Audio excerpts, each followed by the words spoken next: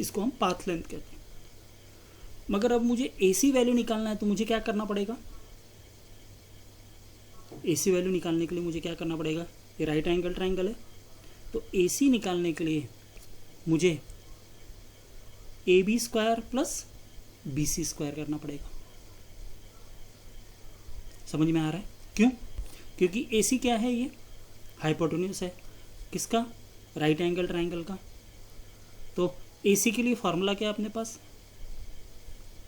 Under root of A square plus B square, मतलब this AB square plus BC square. तो AB square कितना हो गया 3, 3 square कितना होगा 9।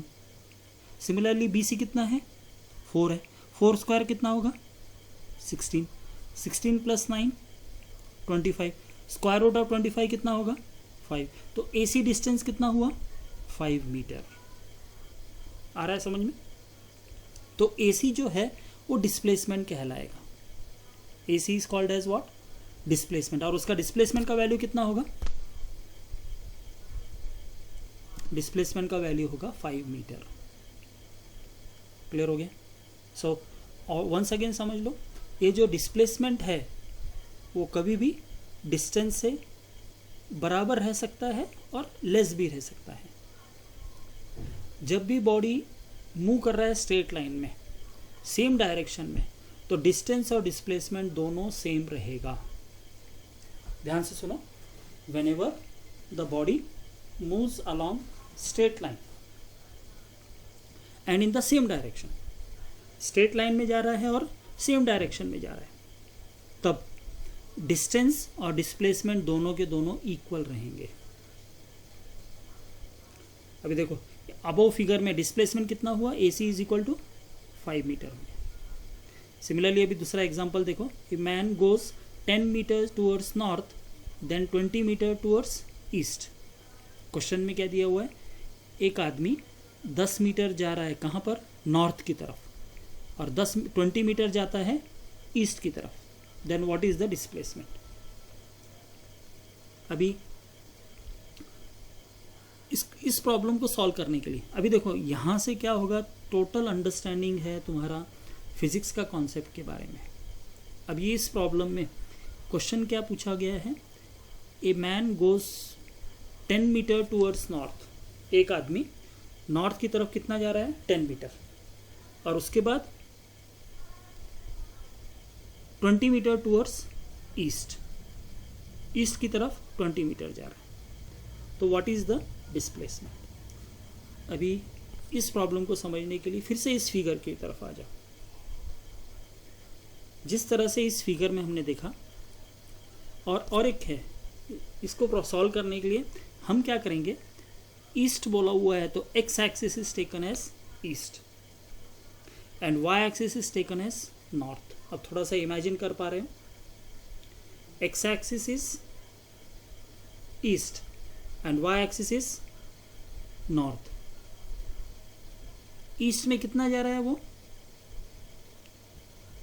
20 मीटर, 20 मीटर इधर जा रहा है, और नॉर्थ में कितना जा रहा है 10 मीटर। तो इधर 20 मीटर है और उधर 20, वाई एक्सिस में 20 मीटर है, वाई एक्सिस में सॉरी 10 मीटर है, और एक्स एक्सिस में कितना मीटर जा रहा है 20 मीटर जा रहा है।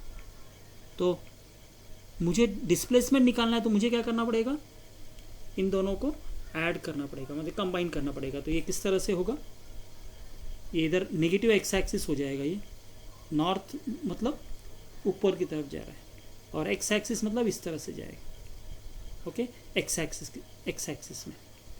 तो इस तरह बनेगा। तो ये C और इसको हम ज्वाइन करेंगे,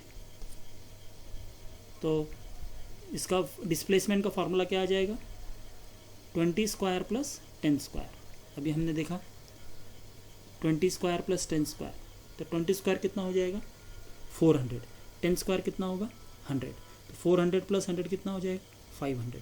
500 को हम कैसे लिख सकते हैं, 5 into 100, 100 is a perfect square, तो क्या हो जाएगा 10 रूट 5। तो इधर लिखा है 10 root 5 is equal to 22.5 metre. इस तरह से हम डिस्प्लेसमेंट कैलकुलेट करेंगे, ओके। और डिस्प्लेसमेंट कैलकुलेट करते समय में हमें एक ध्यान रखना है कि डिस्प्लेसमेंट नेगेटिव भी हो सकता है, ज़ीरो भी हो सकता है, पॉजिटिव भी हो सकता है। ओके, और one more thing that displacement, जिस तरह से डिस्टेंस ऑलवेज पॉजिटिव रहेगा, मगर डिस्प्लेसमेंट ज़ीरो भी हो सकता है। सपोज, हाँ, ज़ीरो का एग्जांपल कैसे है, कैसे हम बताएंगे ज़ीरो डिस्प्लेसमेंट, आंसर कैसे लेंगे।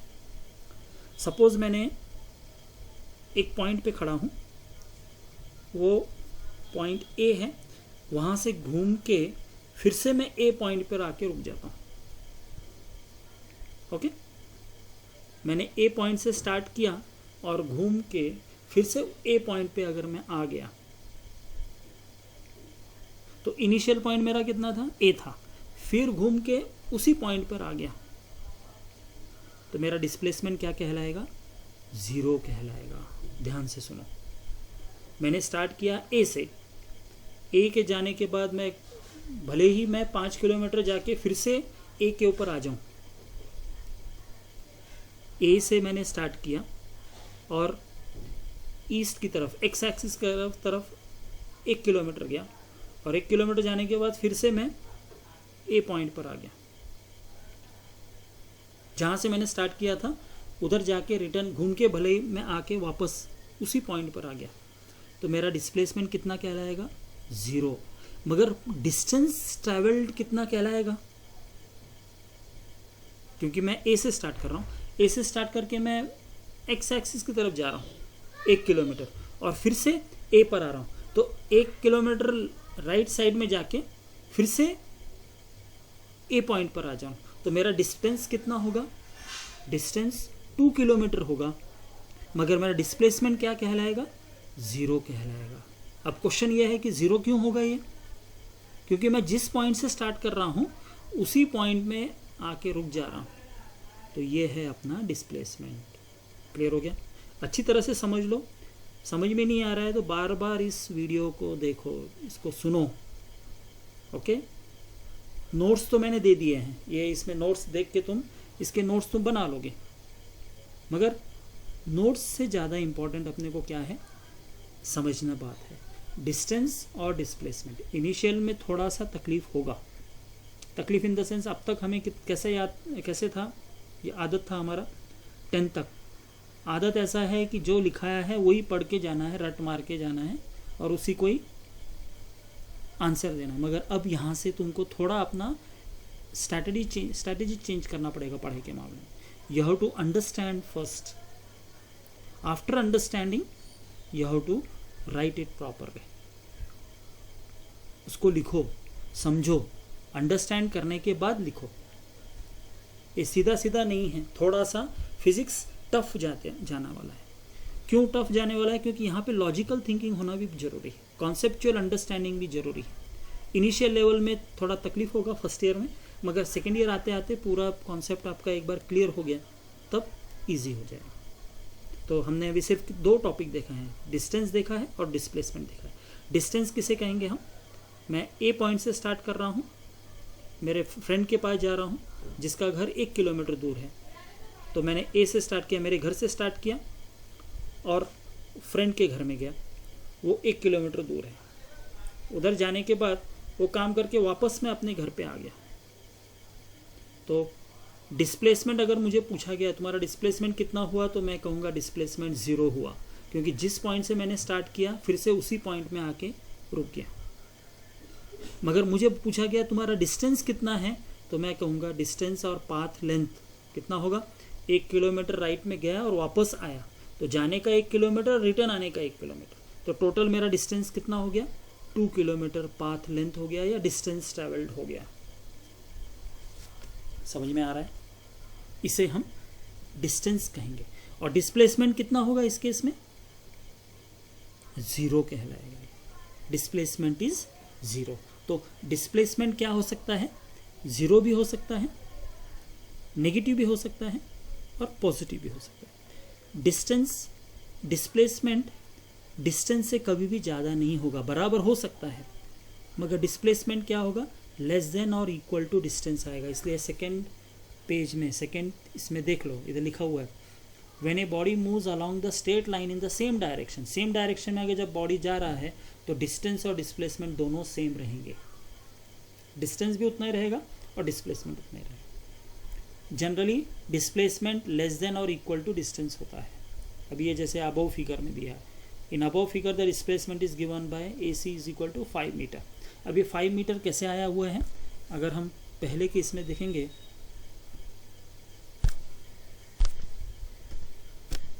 तो हमें मालूम पड़ेगा कि थोड़ा सा हैंग हो गया है। ओके, तो ठीक है, तो पहले केस में हमने क्या देखा था, A से लेके B तक 3 मीटर में जा रहा है और B से C तक 4 मीटर में जा रहा है, तो 3 मीटर प्लस 4 मीटर। तो AC निकालने के लिए क्या होगा, राइट एंगल ट्राइंगल है, तो कैसे निकालेंगे AC, under root of AB square plus BC square. तो AB कितना है 3, BC कितना है 4, तो AB square 3 square plus 4 square, तो कितना होगा 3 स्क्वायर 9 प्लस 4 स्क्वायर 16, 16 प्लस 9 कितना होगा 25, 25 स्क्वायर रूट कितना हो जाएगा 5 आएगा, तो ये 5 आएगा। उसी तरह दूसरा देखा हमने, a man goes 10 metre towards north and then 20 metre towards east, then what is the displacement, the displacement कितना होगा, सेम वही कॉन्सेप्ट आएगा इधर, 20 स्क्वायर प्लस 10 स्क्वायर, तो कितना हो जाएगा 20 स्क्वायर इज 400, 10 स्क्वायर इज 100, तो 400 प्लस 100 500, 500 को कैसे लिख सकते हैं 5 इंटू 100, तो रूट ऑफ 5 100 का स्क्वायर रूट है तो 10 हो जाएगा, 10 रूट 5 इज इक्वल टू कितना आएगा 22.5 मीटर। ये हो गया अपना डिस्टेंस एंड डिस्प्लेसमेंट। अभी 3.2 खत्म हो गया, 3.3 में average velocity and average speed. अब स्पीड देखेंगे, स्पीड किसे कहते हैं, स्पीड क्या है, it is the total distance travelled by time या path length travelled by time. इसे और हम कैसे डिफाइन करेंगे, speed is defined as the ratio of path length and time taken to cover the path length. Path length कितना distance cover करने को हम, जो डिस्टेंस कवर करने को हम कितना टाइम ले रहे हैं, that is called as the path length. Okay, तो speed is also defined as the rate of change of position, उसे हम rate of change of position भी कहते हैं। स्पीड कैसे होता है, maybe 0 positive but never negative, स्पीड कभी भी नेगेटिव नहीं होगा। स्पीड क्या है, स्केलर क्वांटिटी है, इसका यूनिट क्या है मीटर सेकेंड। ये कैसे मालूम पड़ा मीटर पर सेकेंड, क्योंकि पाथ लेंथ कैसे मेजर करेंगे, लेंथ में, लेंथ का यूनिट क्या होता है मीटर, टाइम का यूनिट क्या होता है second, so metre per second, so it will become what metre per second. CGS unit क्या होगा centimetre by second, centimetre divided by second. Centimetre क्यों लिया, क्योंकि पाथ लेंथ, लेंथ का सीजीएस सिस्टम क्या होता है सेंटीमीटर और टाइम का क्या होता है सेकेंड। स्पीड 4 टाइप के हैं, uniform speed, non uniform speed, average speed, instantaneous speed. Okay, फिर से और एक बार समझ लो, स्पीड किसे कहते हैं, speed is defined as the ratio of path length and the time taken to cover this path length. तो स्पीड को हम कैसे डिफाइन कर सकते हैं दूसरे तरीके से, speed can also be defined as rate of change of position. So speed का फॉर्मूला क्या है, path length divided by time. Speed is defined as what, path length divided by time. Path length क्या होगा, distance by time.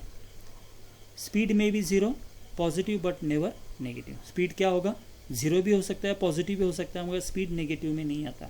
Speed is a scalar quantity, इसका ऐसा unit निकालना है metre per second. अब ऐसा ही यूनिट निकालने के लिए हमें उसका फॉर्मूला मालूम होना चाहिए, तो फॉर्मूला क्या है स्पीड का, path length divided by time.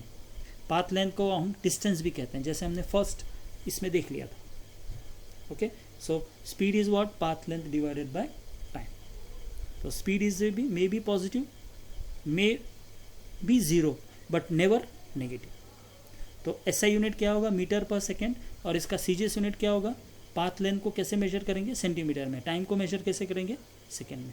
तो टाइप्स ऑफ स्पीड आएगा, uniform speed, non uniform speed, average speed and instantaneous speed. Okay, तो ये इतना अपना 2 टॉपिक आज हमने खत्म किए, 3.2 एंड 3.3। ओके, 3.3 अभी पूरी तरह से ख़त्म नहीं हुआ है। 3.3 का जस्ट हमने स्पीड के बारे में स्टार्ट, स्पीड में हमने यूनिफॉर्म स्पीड भी देखना है, नॉन यूनिफॉर्म स्पीड भी देखना है, एवरेज स्पीड भी देखना है, इंस्टेंटेनियस स्पीड भी देखना है, तो वो हम कल के वीडियो में देखेंगे।